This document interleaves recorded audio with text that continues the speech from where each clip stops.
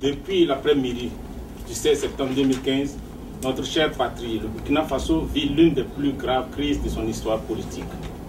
En effet, nous le savons tous, les soldats du régiment de sécurité présidentielle ont pris en otage le président de la transition, Michel Kafando, son premier ministre, Yacouba Isaac Zida, et d'autres ministres de son gouvernement. À un moment où notre peuple est cité comme exemple africain de peuple qui a su prendre en main sa destinée,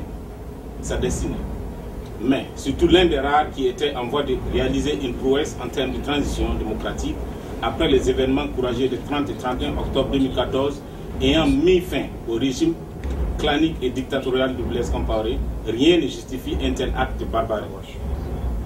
Ce coup d'État est gravement préjudiciable à notre processus de démocratisation, mais surtout à la stabilité et à la quiétude du peuple intègre, brave et respectueux du Burkina Faso. Nous ne saurons être complices par notre silence face à de telles graves dérives qui, du reste, ont déjà fait beaucoup de victimes en vie humaine et en dégâts matériels. Nous ne pouvons non plus tolérer que des individus mus par des intérêts égoïstes prennent la nation entière en otage. Pour ce faire, nous condamnons vigoureusement la prise du pouvoir par un coup d'État militaire à moins d'un mois des élections présidentielles et législatives couplées. Nous prenons en témoin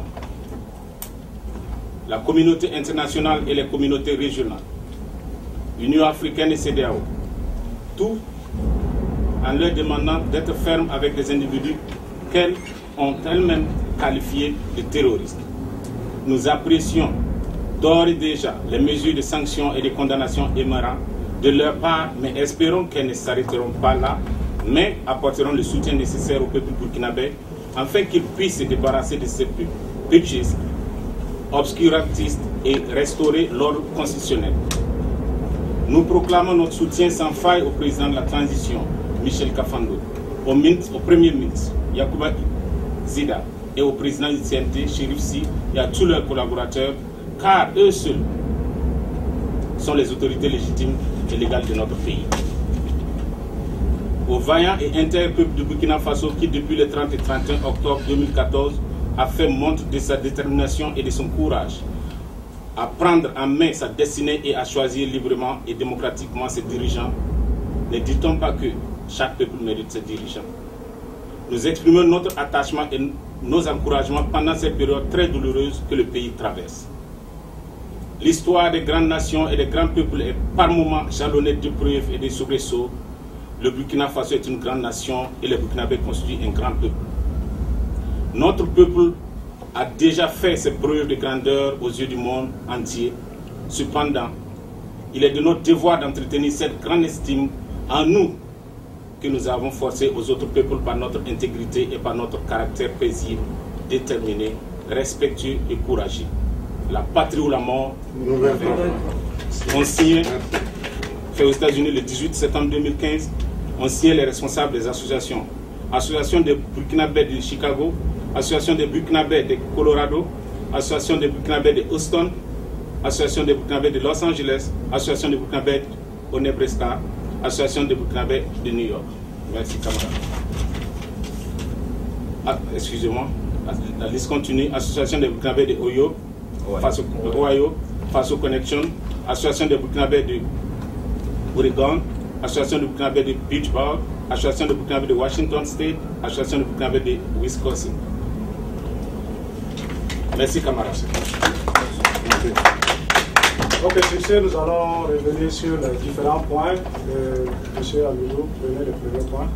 D'abord, en ce qui concerne le point numéro 1, nous demandons le retour au pouvoir de la transition et de tous les membres de la CNT.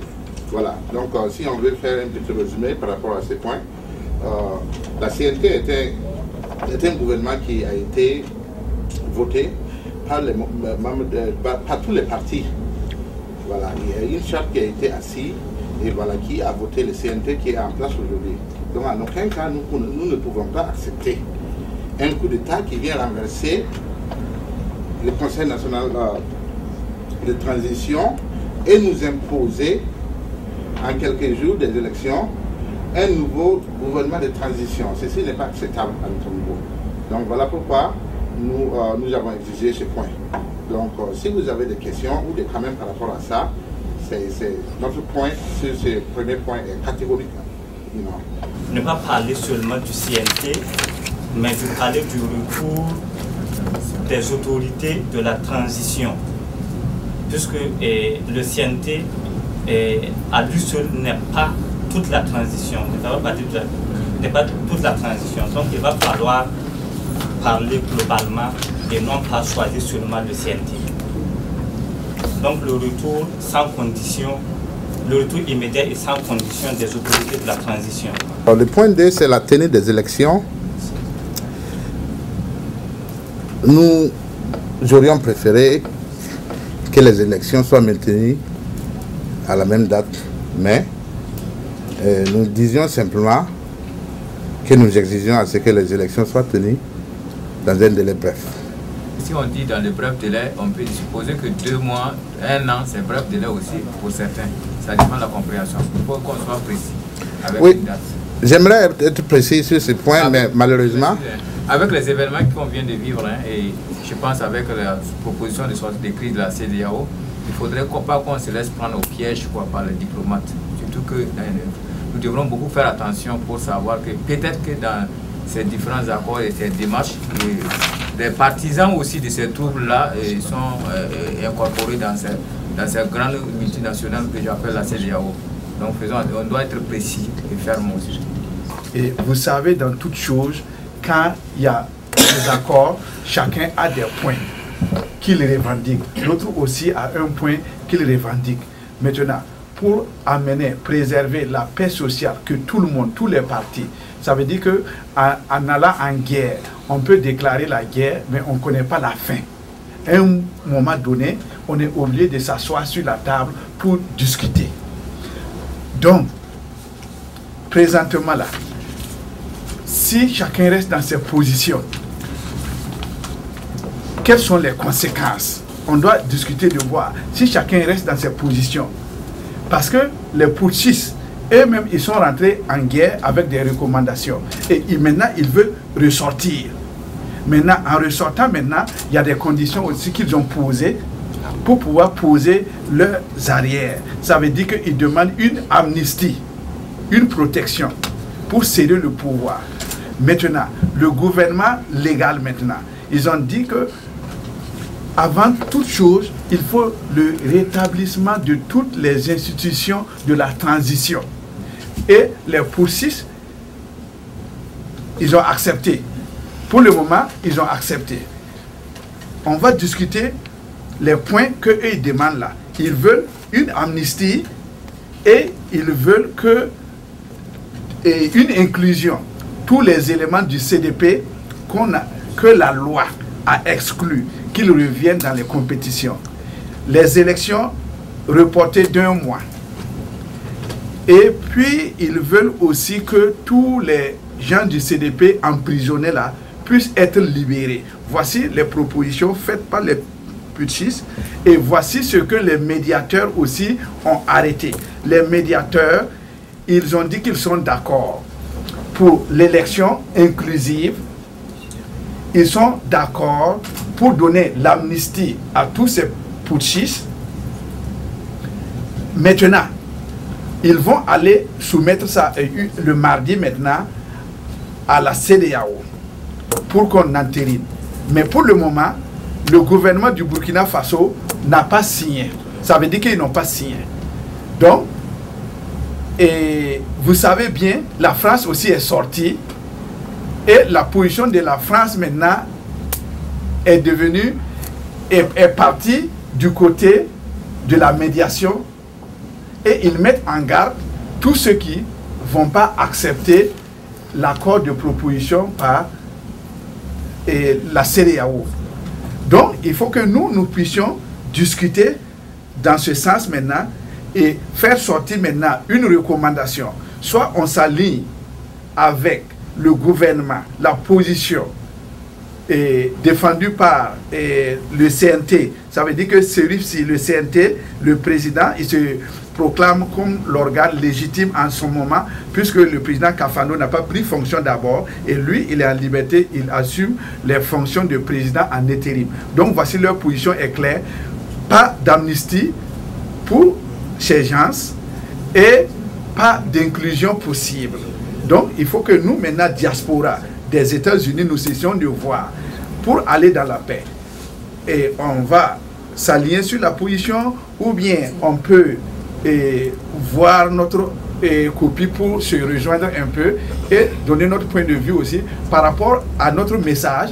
Peut-être eux aussi, ils pourront avoir un certain nombre d'éclaircissements et régir aussi leur position, puisqu'on ne puisse pas s'affronter, parce que l'affrontement n'est pas bon. La bonne nouvelle, c'est que l'armée nationale ne s'est pas ralliée avec les putschistes. Mais l'armée aussi ne veut pas aller à la confrontation, ils veulent privilégier les négociations. Donc à un moment donné, si les négociations n'aboutissent pas maintenant, ils seront obligés de prendre une position, soit ils sont avec le peuple pour qu'on puisse aller à l'affrontement maintenant pour une victoire sur le terrain, ou bien ils vont se rallier au RSP aussi pour dire qu'ils sont avec ça. Ça veut dire que c'est comme on a une bonne nouvelle, l'armée est là. Donc à nous maintenant de voir, pour préserver les vies encore au pays, quelle est la position que nous pouvons prendre aussi pour que les institutions reviennent. Ça veut dire qu'il n'y a pas de négociation possible. On veut rétablir le droit, on ne veut pas accepter.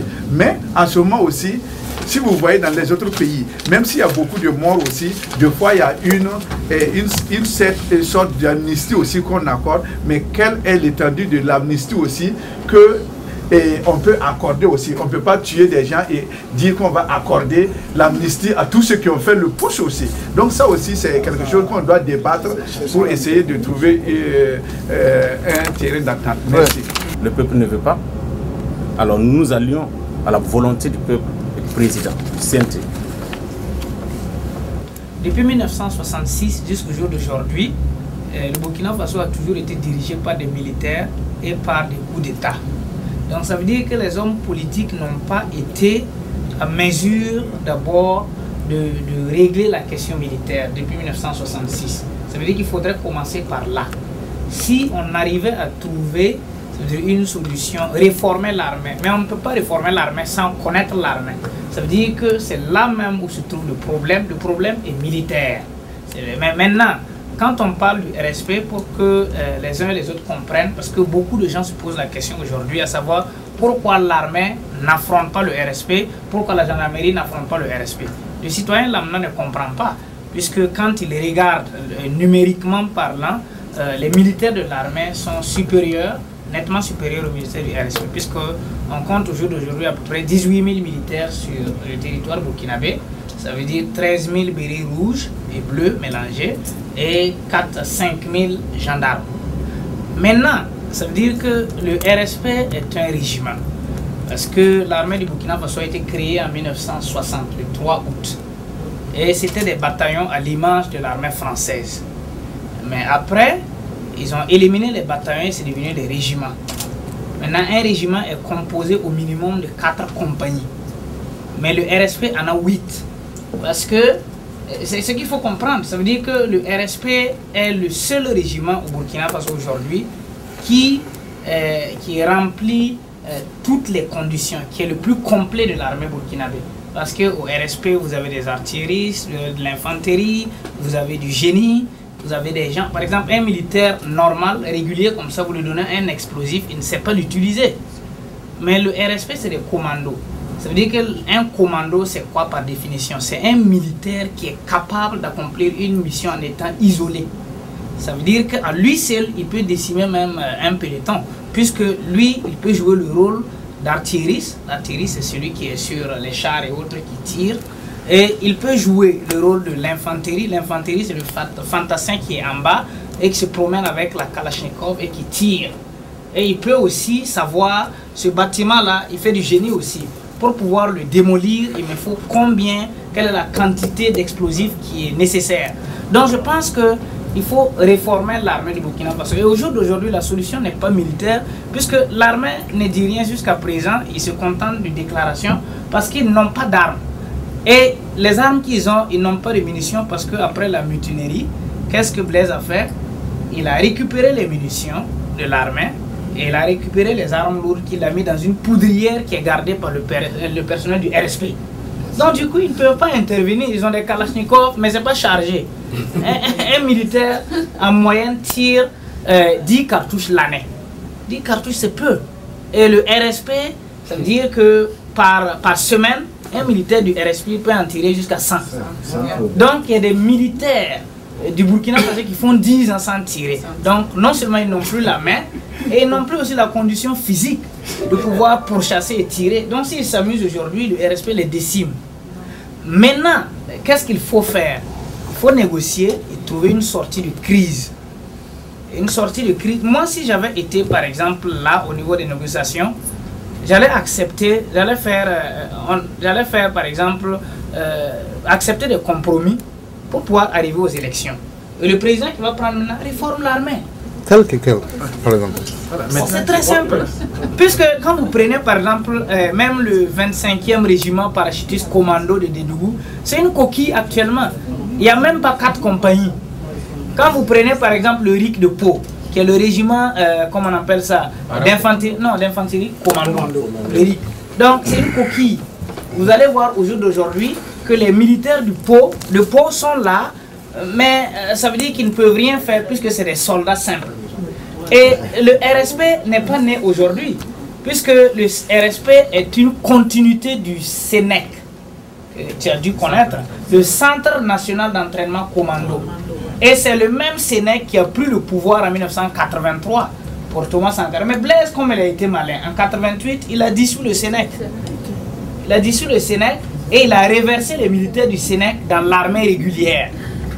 Et maintenant, en 1995, il crée le RSP. Mais qu'est-ce qu'il fait de différent? Il détache le RSP de l'armée nationale et il le met sous son commandement. Et il nomme un chef d'état-major particulier. Donc je pense que la solution au jour d'aujourd'hui n'est pas militaire. J'ai fini. Merci. Merci. Le gouvernement de transition ne peut pas encenser actuellement trouver une solution permanente. Voilà. C'est-à-dire que c'est un problème structurel qui ne peut pas être résolu de manière conjoncturelle. Donc, peut-être qu'une solution serait donc qu'on s'allie avec les accords de la CEDEAO. Le RSP est lié à l'ancien président et son clan, sa famille. Et aujourd'hui, Compaoré n'est pas la même, le clan demain. Et le RSP est intimement lié. C'est la raison pour laquelle ils ont impliqué dans les revendications la réintégration de tous les candidats. Alors, si vous gardez les RSP, vous le savez, ils sont mieux occupés et équipés, ils sont mieux formés, ils ont les armes. Vous avez vu le scénario électoral au Togo comme au Gabon. Ils vont tout faire pour reverser les urnes. Ils sont mieux équipés. Ils seront au contrôle des urnes. Les procès verbaux, lors des élections, ils vont renverser. Vous n'allez rien dire. Qu'est-ce que vous allez avoir? Vous allez avoir un gars du clan de Compaoré encore à la tête. Ça veut dire que lui, peut-être, pour revenir et restructurer ce régiment, peut-être qu'il va le renforcer encore au détriment du peuple burkinabé. Attention, c'est un piège. Il faut voir le côté politique de la chose. Absolument. N'oubliez pas. Moi, c'est Amidou Koni Traoré. Toutes ces idées, elles sont bonnes. Elles sont très, comment je peux dire ça, très vives, mais notre problème n'est pas ça. Notre problème, c'est de nous allier à une voie qui, pour l'instant, demeure la seule voie officielle. Quand on parle de la CEDEAO et de tout ce qu'il y a, nous savons ce que ces organismes-là font. C'est des copinages. Okay? Cette histoire de Macky Sall et puis de Yahya Boni, c'est pas nouveau. C'était déjà préparé. Quand vous regardez la situation, vous voyez que du tic au tac, ça s'est passé. Tous ces gens-là étaient déjà choisis. Maintenant, je vais vous dire une chose. Si ça, c'est réellement une révolution, j'ose croire que c'est une révolution. Il n'y aura personne. Parce que rappelez-vous très bien, l'histoire se répète toujours. Ce que vous avez raté, vous serez obligé d'y revenir. Ces morts-là, ce n'est rien. Si ces gens-là passent, il y aura encore plus de morts. L'affaire d'octobre, du 30 et 31 octobre, était une façon de ralentir le cycle. C'est comme quand tu es sur un highway, tu rates ton exit, tu es obligé de continuer, tu ne peux pas freiner et puis faire marche arrière. Tu es obligé d'aller au second exit. Si le second exit ne t'arrange pas, tu ne fais que continuer. Ta route ne fait que devenir plus longue. Et qu'est-ce qui va se passer en fin de compte? C'est juste une façon de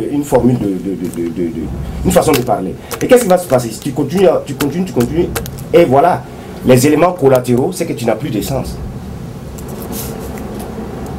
Et tu mets en danger tous ceux qui sont dans le véhicule, parce que si ton essence finit sur le highway, qu'est-ce que tu provoques? Ok, juste pour dire que c'est nous le peuple qui devrions décider de ce qui nous arrange. C'est vrai, hein, c'est vrai que les institutions internationales sont là. Mais je vais vous dire que ces institutions internationales ne font que regarder le peuple. Quand ils voient que le peuple est un peuple qu'on peut manipuler, eh bien ils le manipulent pour qu'il y ait un semblant de paix. Tout en sachant que dans quelques années, ça va recommencer encore. Il faut que nous acceptons des compromis. Ça veut dire qu'il faut que nous faisions des concessions. Voilà, que chacun fasse des concessions. Voilà, que par exemple le peuple accepte par exemple des concessions. Parce que il faut que les gens comprennent qu'un coup d'État, au Burkina Faso au jour d'aujourd'hui, on ne peut pas faire un coup d'État sans soutien. Donc Guinguéré aussi a ses soutiens. Il y a des militaires français au Burkina Faso qui n'interviennent pas. Pourquoi est-ce qu'ils n'interviennent pas? Donc, non, attendez. Écoutez, hein. Ça veut dire qu'au nom de la lutte contre le terrorisme dans le Sahel, ces militaires-là ne vont pas, la France ne va pas lâcher Guinguéré comme ça. Ça veut dire qu'il faut comprendre que, et c'est plus profond que ça, et je peux même dire qu'il y a encore un autre pays qui soutient. Actuellement, on est face au mur. On n'a pas vu le mur. Si on avait vu le mur depuis très loin, quand je dis on n'a pas vu le mur, je vais dire, ça c'est pas étonnant, mais c'est pas ça le mur. Guinguéré, tout le monde savait que quelque chose allait se passer. Mais vous savez, le Burkinabé, nous qui sommes assis ici, c'est ça notre problème. On aime trop la complaisance. Et ça nous bouffe. Aujourd'hui, qui n'a pas participé à cette concertation? Les plus grands de notre façon. Les Monseigneurs, le Moro Naba, les Jean-Baptiste. Voilà. L'art du plus fort a eu raison. Mais maintenant, ils ne sont pas les plus forts. Parce qu'aucun gouvernement ou aucune armée ne peut se battre contre un peuple. Ça n'existe pas. Ça n'a jamais existé dans l'histoire. En fait, si nous voulons supporter le peuple, si nous sommes là pour supporter le peuple, nous ne pouvons que nous rallier devant la position de Chérif Si. C'est vrai que nous pouvons parler de compromis, mais quand tu pars et tu dis, tu donnes des compromis, tu ne vas pas avoir ce que tu veux. Voilà. Donc, nous devons maintenir ces positions pour le moment. Moi, en tout cas, j'ai quitté depuis Columbus, Ohio, ici, pour venir m'aligner derrière Chérif Si. Pour m'allier derrière les balais citoyens. Voilà les leaders qui sont sur les champs là-bas. Ceux-là, leurs maisons ont été brûlées. D'autres sont en refuge dans les ambassades. Et d'autres sont dans des choses, sont déjà morts. Ne vous asseyez pas ici pour parler de s'aligner derrière la CEDEAO. La CEDEAO s'en fout du Burkina. La CEDEAO s'en fout du Burkina. Ils sont là pour foutre de la merde. Il faut qu'on se bat pour ces pays-là. Voilà. Et moi, je suis prêt à écouter tout le monde qui sont là pour se battre pour ces pays-là. Moi, je suis Madame Porro. Je suis là ce soir pour vraiment pour ce qui se passe au Burkina Faso. Vraiment, nous ne sommes pas contents de ce qui se passe au Burkina Faso à l'heure ici. Bon, les engagements qui se sont pris aujourd'hui, on ne peut pas dire qu'on est satisfait pour ça. Parce qu'on a eu des sœurs, nos mères, nos pères, nos frères et sœurs qui sont décédés pour ça. Et vraiment, on est là. Moi, je suis derrière le peuple. Parce que ce qui a été fait n'est pas pardonnable. Et je pense que la CEDEAO n'est pas pour le peuple burkinabé. Donc je ne suis pas vraiment d'accord pour la décision qui a été prise aujourd'hui. Parce que c'est vrai qu'on veut la paix. Personne ne demande que les enfants soient tués au Burkina Faso aujourd'hui. Mais en tant qu'une femme, moi, je ne suis pas pour ce qui se passe au Burkina aujourd'hui. Et je ne vais jamais accepter qu'un président soit un maître au Burkina. Voici le projet de protocole d'accord avec les 13 points. Premier point, la libération sans condition des personnalités détenues au cours des événements du 17 septembre. Point 2, restauration des autorités de la transition avec Kafando comme président. Troisième point, retrait des militaires du gouvernement. Point 4, reprise du processus électoral avec les élections au plus tard le 22 novembre. Point 5, la CENI doit prendre toutes dispositions nécessaires à la nouvelle date. Point 6, le gouvernement organisera les élections. Point 7, le CNT s'abstiendra de légiférer dans les matières autres que celles relevant des élections et des conclusions du présent accord. Point 8. Les personnes inéligibles pourront prendre part aux élections. Point 9. Toutes les réformes profondes, telles que celles liées à la réforme de l'armée, seront laissées à l'appréciation du gouvernement d'après-transition. Point 10. Cessation de la violence. Point 11. Les forces de défense et de sécurité assureront la sécurité des personnes et des biens sur toute l'étendue du territoire national. Point 12. L'acceptation du pardon et de l'amnistie pour les conséquences liées à la présente crise. Point 13. Le comité des médiateurs veilleront à l'application de ces recommandations. Donc, c'est ce projet d'accord qui sera présenté au chef d'État de la CEDEAO le mardi 22 septembre. Vous avez vu 13 points. Il y a certains points qu'on peut accepter, d'autres qu'on ne peut pas accepter. Étant donné que le président par intérim, le président du CNT, rejette en bloc ce projet d'accord, il est le représentant du peuple tout entier.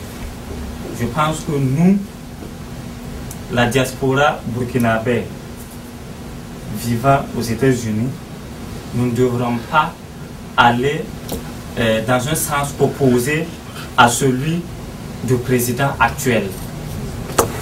Et pour cela, moi, je propose qu'on rejette en bloc ce projet d'accord, qu'on part dans le même sens que nos autorités actuelles. On a joué particulièrement au faux médiateur partout en Afrique. Beaucoup de pays, beaucoup d'amis d'autres pays qui m'ont dit une fois que votre tour va arriver. Parce qu'ils nous indexaient. Un même qui m'a dit que dans les années 80, quand tu présentes ton passeport et qu'on dit on voit ce passeport burkinabé, ils ne veulent même pas rentrer à l'intérieur. Ils ne veulent même pas ouvrir. Burkina Faso, go. Mais à l'heure où je vous parle, quand tu dis que tu viens du Burkina Faso, ils commencent à insulter. Donc nous sommes acteurs de ce qui se passe. Nous sommes les acteurs de ce film qui est en train de se tourner. Parce que beaucoup nous disaient qu'ils attendent seulement notre tour. Quand notre tour va arriver, ils vont aussi nous saboter. Qu'est-ce que nous pouvons faire réellement? Nous devons demander une réorganisation de ces grandes institutions. Simplement. Parce que quoi? Je continue. Parce que quoi? On peut régler ce problème tout de suite. Même dire attraper un tel, enfermer un tel. On peut le faire. Mais c'est une plaie où on a posé un bandage. Si tu mets un bandage sur une plaie, quand tu vas enlever le bandage, il y a la plaie toujours. Et si ça a quitté le Burkina, demain ça peut être la Côte d'Ivoire, après demain ça peut être le Bénin, après. Donc c'est la sous-région qui va toujours souffrir de cette gangrène. Le Conseil national de transition est une émanation de toutes les couches sociales existantes au Burkina Faso. Ça veut dire, comme le camarade l'a dit, nous nous retrouvons en ce Conseil national de transition. Ce qui veut dire que nous devons suivre la position du Conseil national de transition. Maintenant, nous savons que nous n'allons pas avoir gain de cause sur tous les points. Mais quand tu vas pour négocier, tu demandes plus haut et puis tu gagnes peu. Donc je propose effectivement qu'on maintienne cette position de Chérif Si, qui est là-bas pour nous représenter.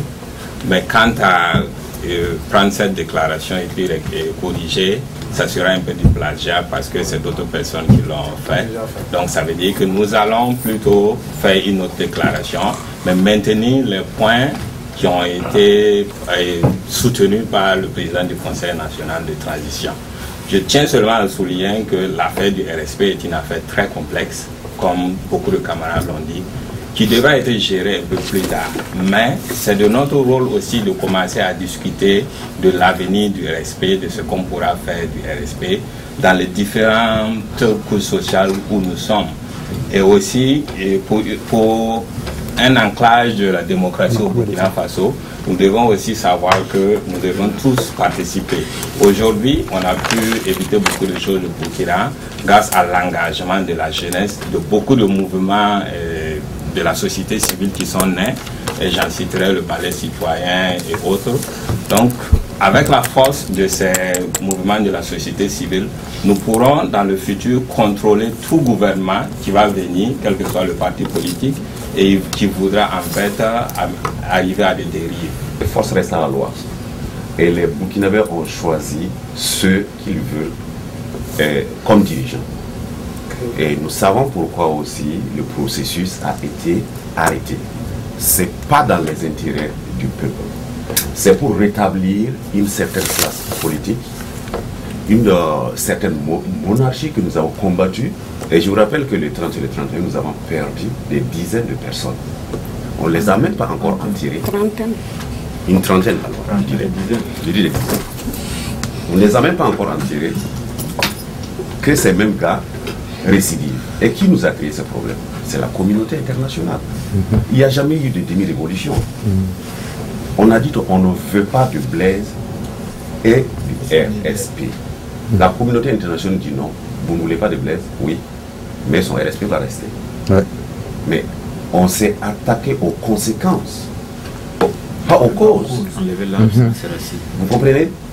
C'est vrai que j'épouse l'idée d'un camarade ici qui disait qu'il fallait ruser avec eux dès le départ.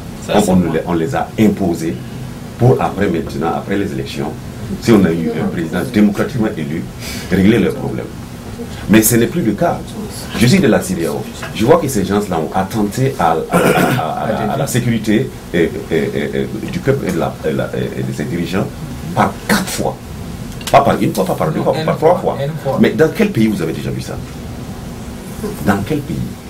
Vous prenez le président en otage, vous prenez le premier ministre en otage et il n'y a rien. Personne ne dit rien et on circule. Et où était cette CEDEAO-là? En tout cas. Nous avons dit clairement que ces messieurs-là, s'ils restent à côté du pouvoir, il n'y aura jamais de résolution du problème. Est-ce que vous pensez que la CEDEAO peut utiliser de la force pour convaincre le RSP de quitter? J'aimerais répondre à ce. Au Mali, la CEDEAO a imposé à Sanoro. On voulait lui donner l'amnistie présidentielle, la CEDEAO a refusé. Et voilà, et à la suite, il est en prison. Voilà, donc moi j'aimerais. Allez-y, monsieur. Okay. Bon, je n'avais pas fini ma réponse. Et donc, pour finir, je disais que si le RSP a tué d'abord le 30 et le 31, il n'y a rien eu. Le RSP a encore tué cette semaine, il n'y aura rien. Qu'est-ce qui vous prouve qu'ils ne vont pas tuer encore et il n'y aura rien? Mais attendez, il ne faut pas qu'on se fout du peuple. Ah, oui. Ou bien on est avec le peuple. Personne n'est à l'abri, Ben voilà. Ouais. Ou bien on est pour le peuple, ou bien on est pour 1300 personnes. Et le peuple va dégager, vous allez réussir les 1300 personnes. Et nous, on va se chercher. Wow. Si c'est ce que la CEDEAO veut. Maintenant, si la CEDEAO veut travailler avec le peuple, en ce mois que la CEDEAO accepte. En démocratie, on dit que la démocratie, la base même de la démocratie, c'est quoi? C'est la loi du plus grand nombre. Ou bien c'est le peuple qui est plus nombreux, ou bien c'est le RSP qui est plus nombreux. Et je vous remercie. Merci, mes frères et nos compatriotes qui sont là ce soir. Nous suivons de loin les choses qui se passent au pays. Vraiment, c'est très dégueulasse. Et bon, suivant les points qui ont été élaborés présentement par la CEDEAO, bon, je veux juste répondre directement à la question. Si j'étais, par exemple, je faisais partie de la CEDEAO, bon, c'est une médiation que la CEDEAO est en train de jouer sur le Burkina. Tu ne peux pas venir activer une feu. Ouais. Quand il y a un feu, tu veux d'abord essayer d'éteindre le feu et puis maintenant, essayer de voir comment réorganiser les choses. Donc je pense que la CEDEAO aussi est en train de jouer quand même leur part, le fait qu'ils sont là. Mais il y a des points que, par exemple, à travers notre conférence de presse ici, que nous devons souligner. Par exemple, il y a 3 points ici. Par exemple, il dit le retrait des militaires du gouvernement. Ça, c'est inacceptable. Ça veut dire que non, même si le gouvernement de transition revient, même s'il remet Michel Kafando comme président, c'est-à-dire que non, Zida ne sera pas le premier ministre et tous les militaires ne seront pas là-bas. Donc je voudrais demander à ce qu'on ajoute par exemple sur ce que nous allons écrire pour que nous voulons un déploiement complètement du RSP de la présidence. Vous ne pouvez pas avoir un président au milieu des lions. Ça a été très facile, le coup d'État a été très facile. Parce que nous voyons dans partout, beaucoup de pays, la sécurité du président ne pose pas un problème, un obstacle à la population. Mais de nos jours, parce que le RSP même est à la présidence, et quand tu vois là-bas, tout est entouré. C'est un camp militaire. Et le président n'a rien à faire. Tout ce que nous demandons présentement est que nous, on déloge complètement du RSP la présidence. Merci. Quelques informations internationales. La CEDEAO est une institution sous-régionale. Il y a une institution africaine qui s'appelle l'Union africaine, qui a d'abord donné des choses. Ce n'est pas des sanctions. Les sanctions, peut-être que bon, on peut ne pas aller sur les sanctions, mais l'Union africaine, à travers la voix de son porte-parole, le ministre des Affaires étrangères du Ouganda, a été ferme. Elle a dit qu'elle espère que la CEDEAO va suivre les engagements ou bien la volonté de l'Union africaine. La CEDEAO, qui regroupe 16 États, ne peut pas se soustraire du point de vue d'une organisation, je vais dire continentale, qui regroupe 53 États, moins le Maroc bien sûr. Donc, par conséquent, c'est que la CEDEAO a proposé, je pense bien que la CEDEAO va aller en discuter avec l'Union africaine qui sera éventuellement rejetée parce que c'est un seul point que l'Union africaine a demandé, le retour des organes des choses de la transition. Mais le respect, l'Union africaine ne veut même pas entendre parler parce qu'elle les a qualifiés déjà de terroristes. Et les sanctions étaient déjà engagées. Est-ce que la CEDEAO va éradiquer ou bien anéantir, abolir les sanctions de l'Union africaine? Non, je pense que nous, la CEDEAO, fait partie de l'Union africaine. Par conséquent, elle doit accepter forcément les observations faites au niveau de l'UA, quitte à maintenant au peuple burkinabé d'en discuter pour faire trouver un arrangement. Sinon, à ce point-là, la CEDEAO est venue seulement prendre le point de vue, mis à part le retour du président Michel Kafando. On ne parle même pas du retour du Premier ministre, on ne parle même pas de leur sécurité, dans quel état ils étaient, comment on les a traités, on ne parle même pas de tout ça. Et les morts, on ne parle même pas de voir les blessés, les prises en charge des blessés, ils n'ont même pas parlé, même pas une minute de silence. Ça veut dire que c'est une foutaise qu'on fait au peuple burkinabé. Voilà des gens qui se disent qu'ils sont des gens, des professionnels d'un travail et qui viennent comme ça au détriment, qui prennent des décisions au détriment même des droits de l'homme. C'est inacceptable. On ne peut pas dire qu'aujourd'hui, on va se rallier à la proposition de la CEDEAO parce qu'on veut s'en sortir. Si on le fait, qu'est-ce qui va se passer? On va organiser les élections, les RSP va se maintenir où il va imposer un candidat. Et ne soyez pas étonnés qu'après les élections, là, un monsieur des choses du RSP revienne au pouvoir et le RSP sera renforcé. La population va se mettre dehors encore et il y aura plus de morts. Absolument. C'est ce que je voulais. J'accepte. Je veux dire que j'accepte la différence avec les autres. C'est comme ça qu'on pourra trouver quelque chose. Mais je trouve que nous devons être réalistes. Ça veut dire qu'il y a quelqu'un qui comparait tout de suite les sanctions imposées du Mali au capitaine Sanogo et à Guéniéré. C'est pas pareil. Guéniéré est un officier supérieur qui a dirigé un réseau de renseignement dans l'Afrique pendant 10 ans. Et qui a été au pouvoir pendant 30 ans, puisque c'est lui qui était pratiquement le numéro 2 du pouvoir de Blaise Compaoré. Est-ce qu'il est hors la loi? Non, c'est pas qu'il est hors la loi, mais est-ce que le problème, est-ce que vous pouvez le traiter comme vous traitez un capitaine? C'est différent, parce que, soyons réalistes, on ne traite même pas. Il n'a même plus de valeur. N'est pas égal. Il n'a même plus de valeur. Laissez tout le monde parler, laissez-moi parler. Laissez-le finir. Le rapport de force n'est pas égal. Et c'est comme on le dit chez nous en Mossi, en pays Mossi, on dit que si tu as ta main dans la gueule d'un chien, tu le caresses. Tu sors ta main avant de l'abattre. C'est là on va égorger les chiens. Non, non. Tu me laisses terminer. Moi, je vous ai laissé parler. Voilà. Maintenant, c'est pas, en fait, on n'a pas besoin de... C'est pas une colère, c'est de trouver des propositions qui sont réalistes et logiques. Ça veut dire que la CEDEAO est venue elle a tenté de faire une proposition. Et moi, personnellement, ça ne veut pas dire que j'épouse tous les points que la CEDEAO a essayé de proposer. Mais par exemple, il y a un point là, dont tout le monde, il faut que tout le monde en parle. Le point qui pose problème, c'est le point de l'amnistie. L'amnistie pour les putschistes. Mais pourtant, si...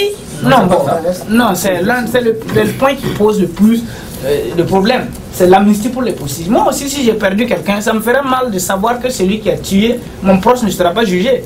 Mais si le putschiste sait par exemple que toutes les recommandations, ça veut dire que les propositions qui peuvent lui permettre de remettre le pouvoir ne sont pas respectées, est-ce qu'il pourra remettre le pouvoir? Donc là, maintenant, on va aller à la guerre. Et maintenant, on va perdre, parce qu'on va perdre plus d'hommes, il y aura plus de martyrs. Mais si on peut encore éviter, comme on appelle ça, ce bain de sang-là, je pense que ce serait plus réaliste. C'est pas un truc de colère. Excusez-moi, vous avez fini, hein? Excusez-moi. Voilà, c'est... Ça là c'est personnel, c'est faux. Ça c'est personnel, hein, puisqu'on a des gens qui sont en train de mourir actuellement. It doesn't get more personal than this. Le point est que moi je ne me vois pas en train de suivre la CEDEAO, parce que dans un premier lieu, vous voyez où est Blaise Compaoré. Il est au Maroc, en train de se soigner soi-disant. Et où est François Hollande actuellement? Il est en visite au Maroc. Ok. Et c'est les deux là qui contrôlaient la CEDEAO avant le 30 et 31 octobre. Ok, donc c'est pour vous dire que nous revenons sur ce même point que ce coup-là n'a pas été formulé du jour au lendemain. Et ce n'est pas par coïncidence que le jour que le régime antiterroriste que Zida a formé à Bobo Dioulasso, l'ambassadeur Moussing des États-Unis d'Amérique est parti les féliciter et a remis même des armements. Ok, et c'est au lendemain que le coup d'État a eu lieu. Quelque part, si on lit entre les lignes, quelqu'un allait venir assurer la sécurité présidentielle. Et voilà, un coup devrait être anticipé rapidement. Il faut accélérer le plan. Donc, soyons clairs. Moi, je ne suis pas en train de comparer les cas, la mangue et la pomme, ni le Mali au Burkina Faso. Mais une chose qui est là est que depuis que la CNT est venue au pouvoir, nul n'est parti en prison. Aucun membre du régime de Compaoré n'est allé en prison d'abord pour crime de sang. Zida est venu à l'ambassade, je vais dire à New York, ici, il nous a promis que, écoutez, vous ne pouvez pas demander de la démocratie en passant par la voie de la dictature comme le régime précédent, n'est-ce pas? On était en voie de démocratie. Ça a été interrompu. Maintenant, des solutions flattantes, comme si on ne comprenait rien, comme si nous étions des enfants, sont en train d'être proposées. On ne peut pas l'accepter.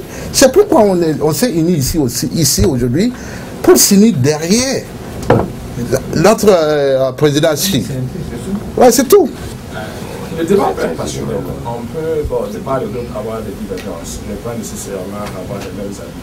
Mais la réalité est tout autre de ce qui peut être fait. Le dénominateur commun actuellement, c'est la paix, que nous recherchons tous pour nous faire. C'est comme l'autre avait fait donc la synthèse du RSP pour nous expliquer depuis quand est-ce qu'elle était jusqu'à présent. Zida est venu, à combien de fois le gouvernement de transition a essayé même, ou a prétendu qu'il voulait dissoudre le RSP. Et jusque-là, il n'y a pas eu d'effectivité, on n'a pas nécessairement vu concrètement qu'est-ce qui a été fait. Et actuellement, ce sont eux qui se sont levés encore, et puis ils ont foutu le travail. Bien sûr que nous ne voulons pas nous adhérer, pas du tout, aux propositions de la CEDEAO. Mais notez bien que si l'unité africaine n'avait pas du tout exprimé une voix concrète et puis tranchée pour dire qu'elle s'opposait complètement à ce que les putschistes proposaient, ce n'est pas évident que la CEDEAO même allait faire un peu même ce qu'elle a fait. Elle allait complètement bafouer le désir du peuple et peut-être ça vient du côté des putschistes. Donc, il faut que, le débat est bien sûr passionnel, on veut comprendre que, effectivement, personnellement, moi j'ai des jeunes de mon quartier que j'ai appelés, qui m'ont dit, on les a battus, on a brûlé leur moto, et ça me remonte. Mais est-ce que la réalité, à savoir, quelqu'un disait que les autres corps et organes de l'armée burkinabé n'ont pas nécessairement réagi immédiatement, parce que s'ils l'avaient fait, ces putschistes-là, ils allaient complètement, ils allaient tuer les ministres, ils n'auront pas actuellement. C'est-à-dire que tout ce qui est en otage allait complètement, ils allaient les assassiner. Donc, il faut peut-être que nous ici, on essaie d'être quand même rationnels par rapport à notre proposition. Bien sûr que s'aligne derrière une décision prise par Chérif Si. Bon, mais au-delà de ça, il faut qu'on trouve un juste milieu pour que, si la question du RSP doit attendre, pour qu'un gouvernement permanent prenne et décide de ce qu'elle doit être, pour que nous n'anticipons pas, parce que bon, la transition à se faire, elle n'a pas peut-être le moyen nécessaire au bout d'un mois d'organiser encore des élections et puis de essayons de contribuer avec des idées rationnelles pour aller dans le côté politique. Ok, vas-y. Ok. Moi, j'ai deux propositions. La première, c'est de mettre en place une équipe qui va rédiger la déclaration au nom de la diaspora. Mais est-ce que quel est le niveau de la mobilisation des Burkinabés de New York? Est-ce que nous avons comment nous avons procédé à passer l'information aux Burkinabés qui sont ici? Modestement, nous avons déjà fait l'expérience pour que la France lâche Blaise Compaoré. C'était un marché. Je vous dis, c'était dur. Ce n'est pas seulement le mouvement à l'intérieur. Les Burkinabés individuellement, ici, nous avons fait des efforts. On ne peut pas rentrer en détail parce que c'est des secrets diplomatiques. Mais dans tous les cas, il faudrait qu'on amène les Occidentaux à lâcher Guéméré rapidement, à le prendre même pour un homme négatif, non seulement pour la démocratie, pour la stabilité de la sous-région et surtout pour la stabilité du continent africain, parce qu'il est impliqué dans plusieurs trafics d'armes en violation des embargos des Nations Unies. Les rapports, il y en a plusieurs. Il y a le International Crisis Group, il y a les rapports de l'ONU, et même, il y a des rapports même de la CEDEAO, des rapports de l'Union africaine qui condamnaient le Burkina Faso. Ce n'est pas pour rien, à un certain moment, on nous taxait d'être des formateurs des rébellions, d'être des agents incitateurs des guerres civiles. Et puis l'affaire de la Sierra Leone est toujours pendante, ce n'est pas fini en 2002. Donc, utilisons ces canaux, si vous voulez, prenons les contacts, essayons de contacter la diplomatie occidentale, demandons-leur qu'elles n'ont qu'à non seulement s'impliquer sérieusement dans la résolution de cette crise du Burkina et dire à la CEDEAO, voilà les objectifs, voilà le souhait du peuple burkinabé. S'ils veulent la démocratie et surtout la stabilité de la sous-région, parce qu'aujourd'hui, si le Burkina pète, éclate, c'est une chose que nous ne souhaitons pas. Il y a déjà, la sous-région en proie déjà au terrorisme et aussi à l'exode massif des Africains qui sont en train de mourir dans la Méditerranée. Beaucoup d'Africains, des milliers par jour. Par conséquent, nous devrons les dire, et que nous devrons les dire à travers des contacts téléphoniques, courriels. Et moi, je pense que si nous le faisons ça, si chaque Burkinabé fait ça, même 10 Burkinabés, vous allez voir Guinguéré, c'est eux-mêmes qui vont le soulever, mettre dehors. Mais malgré ça, il a tenu à être là, et c'est un ami. Donc vraiment, je vous demande d'applaudir beaucoup pour Ivoire Sidi. Ça, c'est très bien. Bon, maintenant, la proposition que je fais, c'est allant aussi dans le sens des médias. Parce que tout ce que nous faisons n'aura pas d'écho s'il n'y a pas de médias qui peut relayer l'information. La dernière fois, nous avons marché devant les Nations Unies. Je n'ai pas vu RFI, je n'ai pas vu France 24, je n'ai pas vu TV5 Monde. Donc, ils ne sont pas venus. Pourtant, on peut les avoir. Par exemple, hier, je les ai contactés. J'ai contacté RFI, tout ça. Mais c'était tard.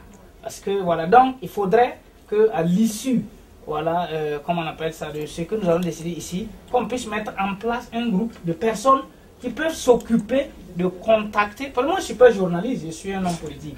Donc, c'est les journalistes comme les Yves là qui doivent faire ça. Donc, il faut mettre un groupe, voilà, des gens qui peuvent s'occuper de contacter les médias pour que l'information puisse être relayée, pour qu'au pays, on puisse savoir qu'ici, aux États-Unis, nous nous battons aussi.